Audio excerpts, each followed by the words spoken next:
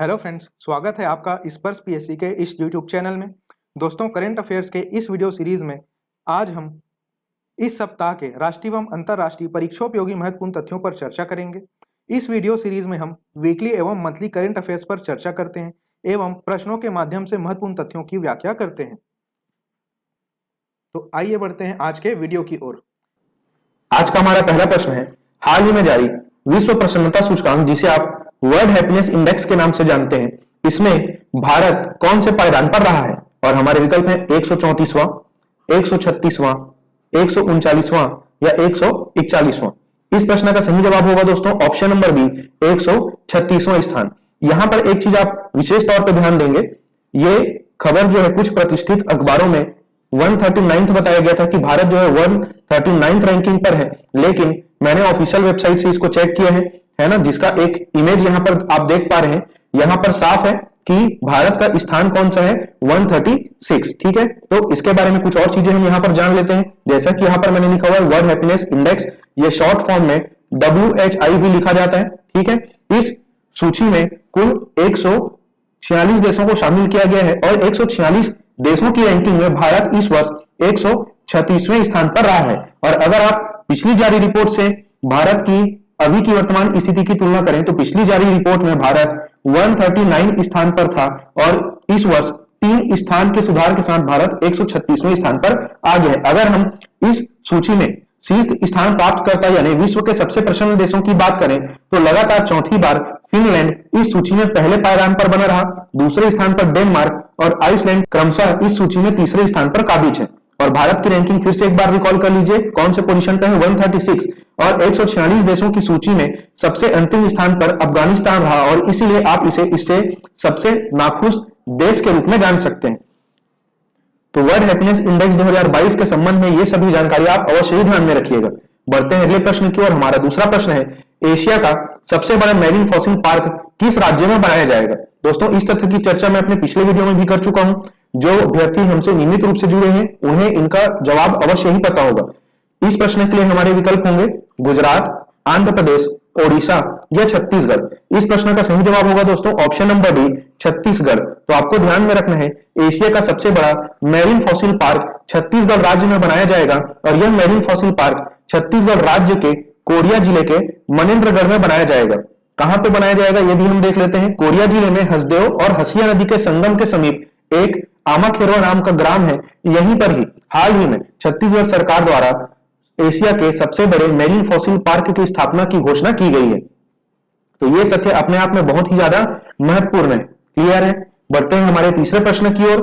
हाल ही में किस देश को अमेरिका ने गैर नाटो सहयोगी का दर्जा दिया है? और हमारे विकल्प है ओमान, कतर, बाकू या बारबाडोस। इस प्रश्न का सही जवाब है दोस्तों ऑप्शन नंबर बी, कतर। तो आपको ध्यान रखना है, अमेरिका के द्वारा कतर को गैर नाटो सहयोगी का दर्जा दिया गया है। ये नाटो क्या है इसके बारे में अभी हम जान लेते हैं। ये काफी चर्चे में रहा था, खासकर रूस और यूक्रेन का विवाद जब से शुरू हुआ है फिर से नाटो हाईलाइट हो गया है। तो इसे बोला जाता है नॉर्थ अटलांटिक ट्रीटी ऑर्गेनाइजेशन, यानी उत्तरी अटलांटिक संधि संगठन। तो ये क्या है?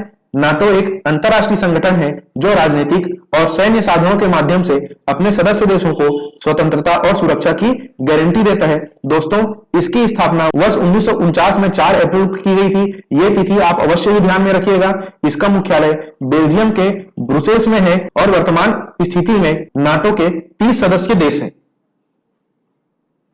बढ़ते हैं अगले प्रश्न की ओर। हमारा चौथा प्रश्न है, हाल ही में हिंद महासागर पर जन्मे चक्रवात जिसका नाम है आसनी, इसका नामकरण किस देश के द्वारा किया गया है? और हमारे विकल्प है भारत, पाकिस्तान, बांग्लादेश या श्रीलंका। इस प्रश्न का सही जवाब होगा दोस्तों ऑप्शन नंबर डी, श्रीलंका। तो आपको ध्यान रखना है, आसनी चक्रवात जिसका जन्म हिंद महासागर में हुआ है, इसका नामकरण श्रीलंका के द्वारा किया गया है। और सबसे महत्वपूर्ण बात यह है कि यह वर्ष 2022 का पहला चक्रवात है, इसलिए आपको इसका नाम और इसका नामकरण किस देश के द्वारा किया गया है यह अवश्य ही ध्यान में होना चाहिए। बढ़ते हैं अगले प्रश्न की ओर। हमारा पांचवा प्रश्न है, ग्रीन हाइड्रोजन पर आधारित देश का पहला वाहन कौन सा है? और हमारे विकल्प है टोयोटा मिराई, महिंद्रा जोबोली या टाटा नियॉन। इस प्रश्न का सही जवाब होगा दोस्तों option number A, Toyota Mirai. दोस्तों, आप सभी को पता ही है ग्रीन हाइड्रोजन के ऊपर केंद्र सरकार के द्वारा बहुत ज्यादा फोकस किया जा रहा है, बहुत ही ज्यादा इसको महत्व दिया जा रहा है और ग्रीन हाइड्रोजन पर आधारित हाल ही में देश का पहला वाहन लॉन्च किया गया है जिसका नाम है टोयोटा मिराई। और देश की पहली हरित हाइड्रोजन पायलट परियोजना का नाम रखा गया है फ्यूल सेल इलेक्ट्रिक वाहन, जिसे शॉर्ट में FCEV का नाम दिया गया है।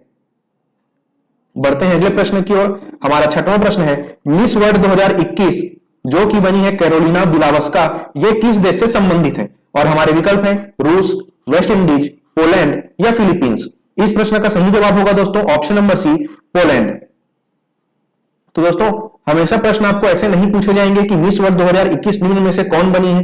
कभी कभी आपको नाम दे दिया जाता है और पूछा जाता है कि वो किस देश से संबंधित है, जैसा कि हमने इस प्रश्न में आपको पूछा है। तो यहां पे आपको ये इंफॉर्मेशन मिल गई कि मिस वर्ल्ड 2021 कौन बनी है, कैरोलिना बिलावस्का, और ये कौन से देश से संबंधित है, पोलैंड से। और साथ ही साथ आपको यह ध्यान में रखना है कि इस प्रतियोगिता में भारत की ओर से प्रतिनिधित्व किन्होंने किया था, तो भारत की मनसा वाराणसी ने इस प्रतियोगिता में भाग लिया था और वे इस प्रतियोगिता में 11वें स्थान पर बनी रही। बढ़ते हैं अगले प्रश्न की ओर। हमारा सातवां प्रश्न है हाल ही में किन्हें एयर इंडिया का नया चेयरमैन नियुक्त किया गया है? और हमारे विकल्प हैं इल्कर आईएसी, अरनीश ग्रोवर, नटराजन चंद्रशेखरन या अजय त्यागी।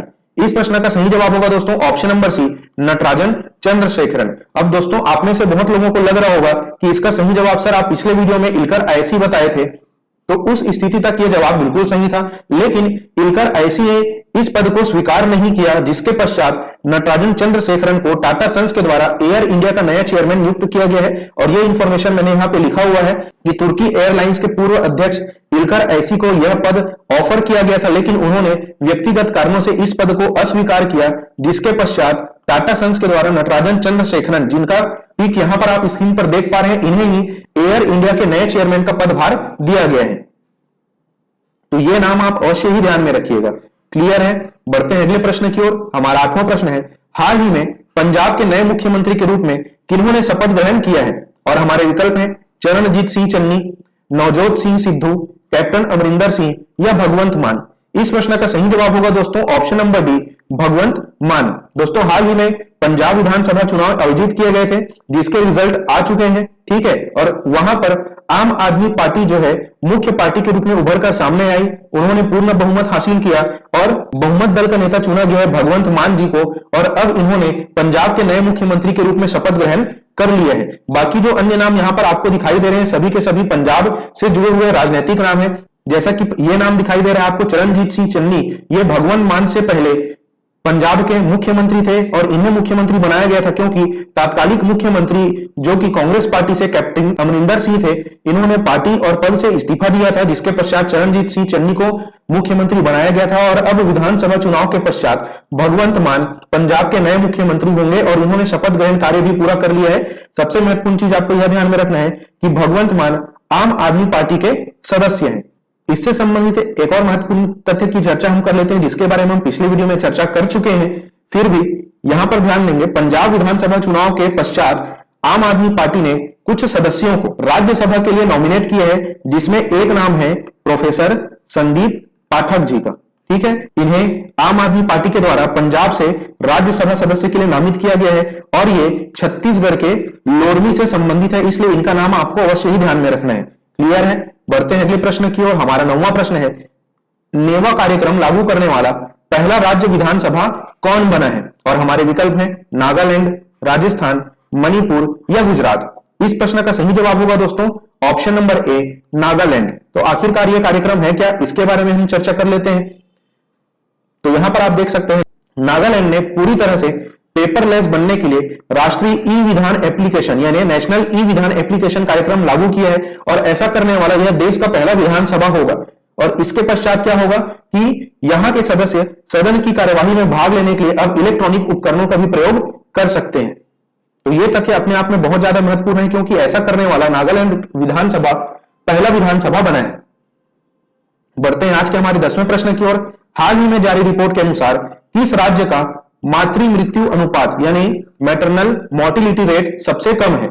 और हमारे विकल्प हैं छत्तीसगढ़, केरल, महाराष्ट्र या गुजरात। इस प्रश्न का सही जवाब होगा दोस्तों ऑप्शन नंबर बी, केरल। तो आपको ध्यान रखना है हाल ही में रजिस्ट्रार जनरल के सैंपल रजिस्ट्रेशन सिस्टम के द्वारा एक रिपोर्ट जारी किया गया था मातृ मृत्यु दर पर, और इसमें राष्ट्रीय मातृ मृत्यु दर बताया गया 103। इस स्थिति में केरल राज्य सबसे कम मातृ मृत्यु दर दर्ज कराने वाला राज्य बना है और केरल में हाल ही में जारी रिपोर्ट के अनुसार मातृ मृत्यु दर केवल 30 दर्ज की गई है।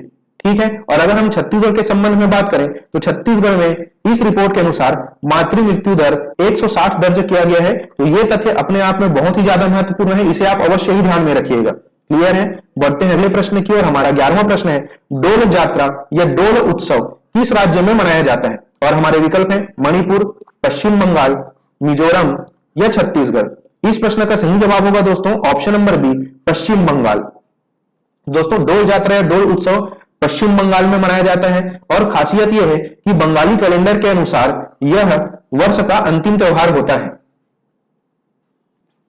हमारा 12वां प्रश्न है, अंतरराष्ट्रीय अदालत यानी इंटरनेशनल कोर्ट ऑफ जस्टिस में किस भारतीय जज ने रूस के खिलाफ अपना वोट किया है? और हमारे विकल्प हैं टीपी शर्मा, दलवीर भंडारी, नीरज वाधवा या शंभुनाथ श्रीवास्तव। इस प्रश्न का सही जवाब होगा दोस्तों option number B, Dalveer Bhandari. तो इनका नाम आपको अवश्य ही ध्यान में रखना है क्योंकि इन्होंने अंतरराष्ट्रीय अदालत में रूस के खिलाफ अपना वोट दिया है। बढ़ते हैं अगले प्रश्न की ओर। हमारा 13वां प्रश्न है, एम.वी. राम प्रसाद बिस्मिल एक प्रकार का क्या है? और हमारे विकल्प हैं जहाज, सेना का टैंक, लड़ाकू विमान या बैलिस्टिक मिसाइल।